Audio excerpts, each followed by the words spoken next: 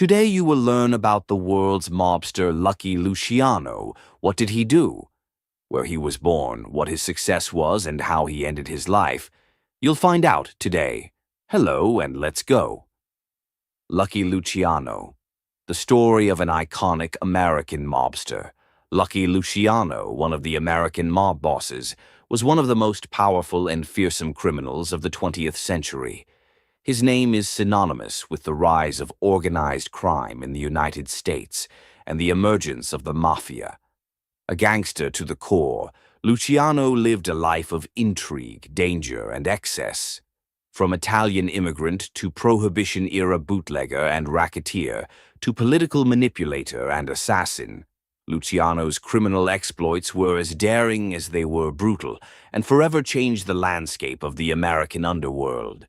His story is a fascinating tale of ambition, cunning, and violence that has captured the imagination of people for generations.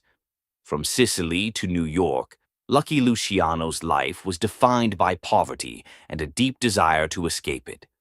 Born on the island of Sicily in 1897, Salvatore Lucania was the third of 5 children in the family of Antonio Lucania and Rosalia Caporelli. In Sicily, Salvatore's father worked in the sulfur mines and earned hard labor crumbs, which somehow enough to provide for a large family. When Salvatore was 11 years old, in April 1909, the family moved to the United States, settling in the Lower East Side of New York, a neighborhood known for its overcrowding, poverty, and rampant crime. More specifically, his father had already lived there since 1907 and had now moved his entire family. Although they moved to America in hopes of a better life and prosperity, Salvatore's family lived very poor. As a high school student, he realized that he needed to earn money to survive, and he settled into the street hustle and bustle of New York City fairly quickly. Shoplifting, dealing drugs, and even protecting elementary school kids in exchange for their lunch money all quickly became part of his repertoire. This eventually led to his paths crossing with a Jewish boy named Meyer Lansky, who refused to pay for protection. The two boys soon became lifelong friends and associates, with Lansky playing a key role in Luciano's later criminal activities. Salvatore Lucania's teenage years were marked by truancy and his first gang affiliations. At an early age, the Five Corners gang recruited him into their ranks, and he quickly gained a reputation for being tough and ruthless while working for them. Around this time, Salvatore Lucania decided to change his name to Charles, as he felt that the nicknames Sal or Sully were not manly enough. Later, he also changed his last name to Luciano, thinking it would be easier for Americans to pronounce. When he was 16, he found a job delivering ladies' hats. But it was just a cover. Luciano became involved in drug distribution. He was arrested pretty quickly and sentenced to a year in prison. 6 months later, Luciano was released for good behavior. Charles Luciano's natural talent for leadership, ruthlessness, and networking eventually brought him to the top of the underworld. Using Lansky as his trusted advisor, he turned the American Mafia into a well-organized syndicate with unprecedented power and influence. Advertisement. You can also watch on our channel many more stories not only about Mafia, but also about the most terrible and mystical stories of politicians, mafiosi, and ordinary people. Look in the profile and enjoy watching. And we continue. Prohibition, bootlegging, and career advancement. In the early 1920s, Charles Luciano, along with Lansky, began bootlegging, capitalizing on the opportunities presented by Prohibition. By illegally supplying alcohol to bars in New York City, they quickly began to make a lot of money. In particular, they had a competitive advantage over their rivals through contacts that allowed them to dock ships in New York Harbor, while others had to use smaller boats to unload larger ships to avoid detection. Charles Luciano's reputation as a bootlegger grew, as did his wallet. In 1920, he joined up with criminal mastermind Joe Masseria, Boss Joe.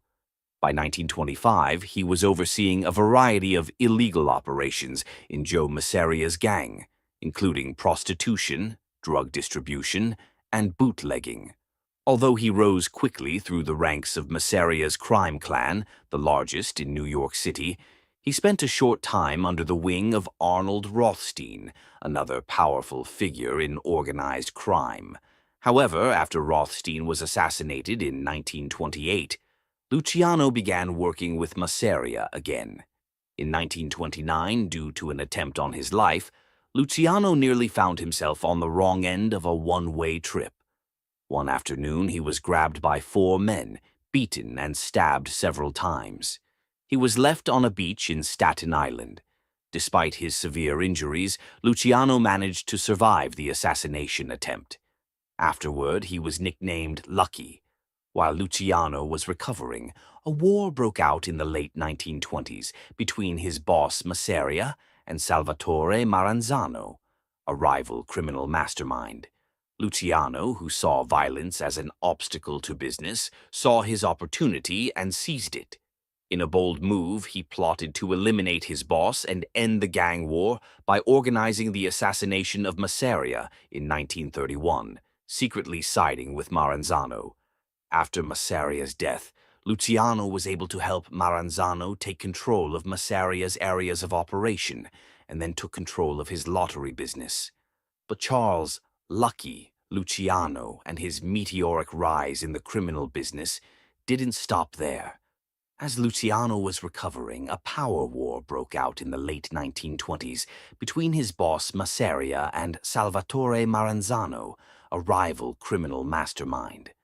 Luciano, who saw violence as an obstacle to business, saw his opportunity and seized it. He plotted to eliminate his boss and end the gang war by organizing the assassination of Masseria in 1931, secretly aligning himself with Maranzano. After Masseria's death, Luciano was able to help Maranzano take control of Masseria's bootlegging business and his lottery business.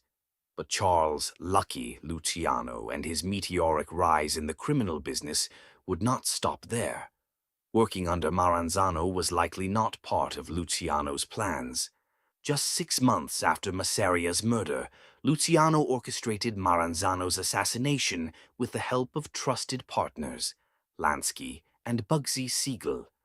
After Maranzano's death, Luciano inherited the crime family that would eventually become known as the Genovese family. Luciano also continued the work of the Maranzano Five Families Committee, which for decades controlled racketeering on the East Coast, bringing together the largest and most powerful crime families in the region. But instead of taking the nickname Boss of Bosses like Maranzano, Luciano preferred to call himself Chairman of the Board. Despite this, his authority and power were not questioned.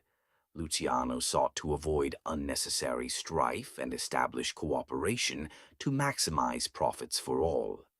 Under Luciano's leadership, 5 families and dozens of other criminal gangs across the country were brought together on a national level, marking a watershed moment for organized crime in America. And Luciano took his role as the undisputed leader of the Mafia quite seriously. He modernized the Mafia into a well-oiled, profit-oriented national crime syndicate.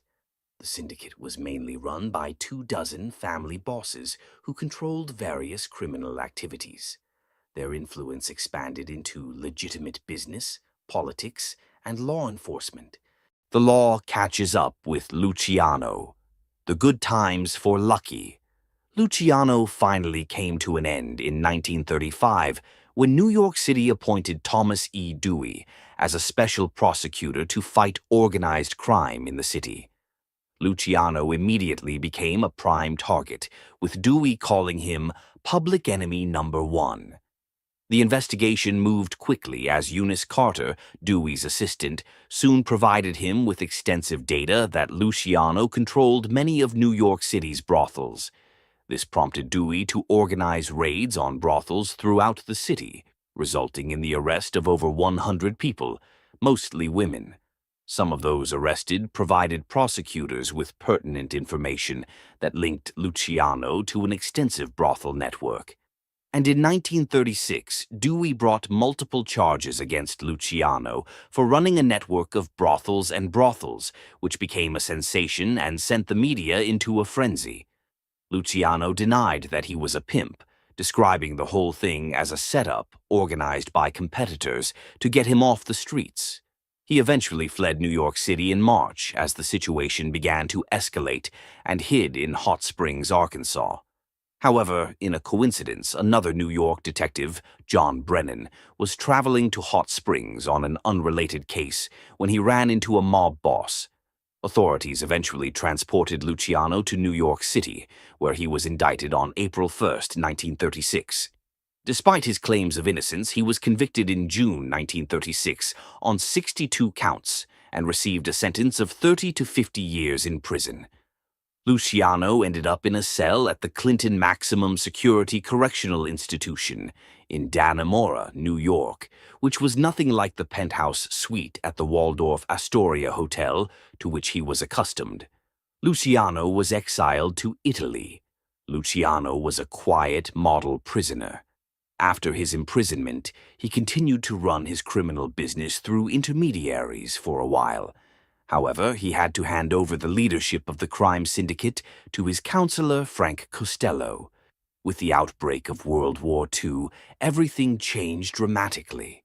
After the bombing of the liner Normandy in 1942, Navy intelligence was concerned about sabotage and security in the ports of New York, and they turned to the underworld for help. The authorities knew Luciano had influence in the Longshoremen's Union. Eventually, they came to him to make a deal.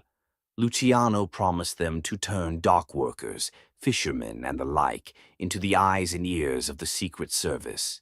In return, Dewey, then governor of New York, promised to reduce Luciano's prison sentence. His sentence was commuted, and since Luciano never actually obtained U.S. citizenship, he was subsequently deported back to Italy in February 1946. It would be months before Luciano would reappear, but it would be in Havana, Cuba, not Italy. Being the high-level gangster that he was, he maintained his celebrity and criminal connections and moved to Cuba, where he was able to host leading mobsters and heads of crime families. The press and public took notice, as did the U.S. government, and they were not happy about Lucian's return. Pressure from the U.S. Bureau of Narcotics and other government agencies forced Cuba to deport Luciano once again, back to Italy. Once back in Italy, Luciano's life as an American criminal mastermind definitely came to an end. Italian authorities transferred Luciano to different prisons on various charges, but he eventually ended up in Naples, where he lived under constant surveillance by Italian authorities. On January 26, 1962, Lucky Luciano died of a heart attack at the Naples airport, where he was meeting with an American film producer to discuss making a film about his life.